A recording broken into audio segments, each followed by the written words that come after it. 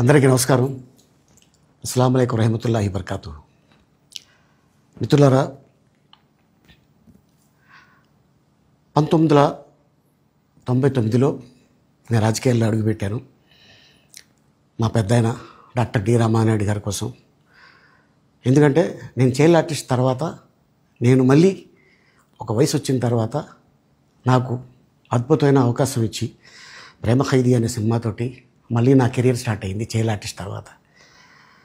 అలాగే వారు బాపట్ల నుంచి ఇలాగ నేను ఎంపీగా నుంచుంటున్నాను రా, నువ్వు రావాలి, నా క్యాన్వాస్ చేయాలి అనగానే తప్పకుండా గురుగారు, ఎందుకంటే మీ సినిమా తర్వాత నేను మళ్ళీ ఒక ఆర్టిస్ట్గా నేను ఎదిగాను, సో డెఫినెట్గా నేను వస్తాను అని చెప్పి వెళ్ళటం జరిగింది.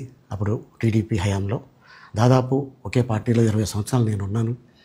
తర్వాత మళ్ళీ ఇటు రావడం జరిగింది. నాకు అన్నం పెట్టింది ఫస్ట్ నా తెలుగు ఇండస్ట్రీ, నా తెలుగు ప్రజలు, ప్రేక్షక దేవుళ్ళు, నా నిర్మాతలు, నా డైరెక్టర్సు, నా హీరోలు.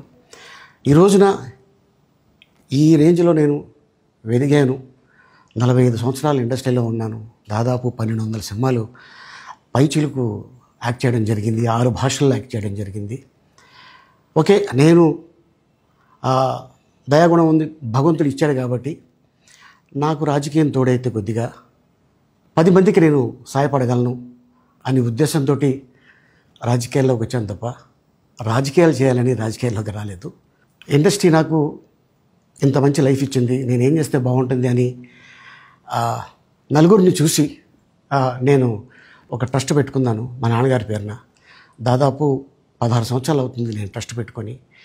ఏ రోజు కూడా, ఈవెన్ దో కోవిడ్లో కూడా ప్రతి నెల వాళ్ళకి 1000 రూపాయలు నేను సాయం చేసేవాడిని.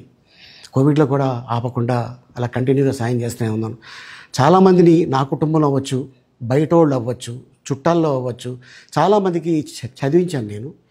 అండ్ అలాగే మా తల్లిదండ్రులు నాకు ఇచ్చిన ఒక గుణం అది అందరితో పంచుకోవాలని చెప్పి ఉద్దేశంతో నేను ట్రస్ట్ కూడా పెట్టుకున్నాను.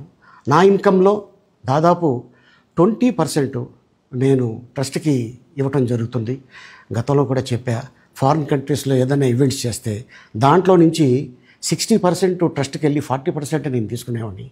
సో ఇట్లాగా చాలా సేవలు చేసి ఉన్నాను కాబట్టి ఈ మాట కూడా నేను మీకు చెప్పుకుంటున్నాను.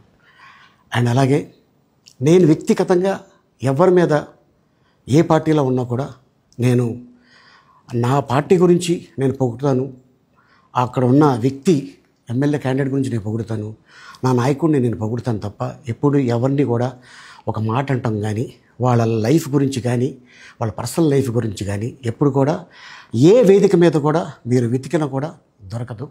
అండ్ అలాగే సో నేను ఈ రోజున మీ ముందుకి రావడానికి కారణం ఏంటంటే, నేను ఏ పార్టీ మనిషిని కాదు, ఏ పార్టీ సపోర్టర్ని కాదు, ఐఎమ్ జస్ట్ కామన్ మ్యాన్గానే ఉండి ఇక నా సినిమాలు, నా షూటింగ్లు నేను చేసుకుందాం అని చెప్పేసి అనుకుంటున్నాను. That's it. ఈ మాట చెప్పడానికే నేను మీ ముందుకు వచ్చాను. సో నేను ప్రతి 5 సంవత్సరాలకు ఒకసారి ఎలక్షన్లో మీరు వెళ్ళి ఎలా ఓటేస్తారో నేను కూడా ఒక కామన్ మ్యాన్గా వెళ్ళి ఓటేసి వస్తాను. సో రాజకీయాలకి స్వస్తి, గుడ్ బై, థ్యాంక్ యూ.